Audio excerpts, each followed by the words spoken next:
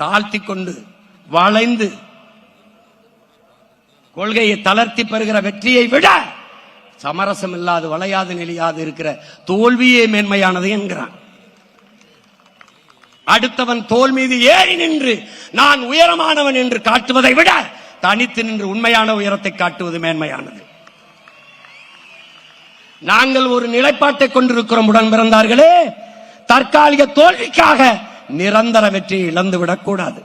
தற்காலிக வெற்றிக்காக நிரந்தரமாக தோல்வியை தழுவிக்கொள்ளக் கூடாது என்ற நோக்கத்தை கொண்ட பிள்ளை.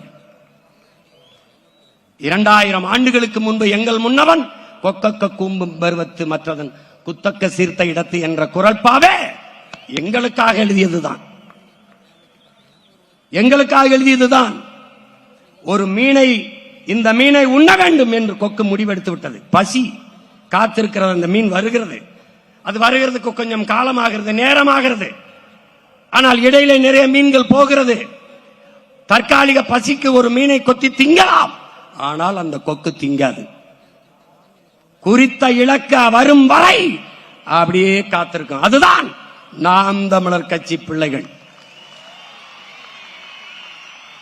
கொக்கே நிக்குதுன்னா புலிகளடா, புலிகள்.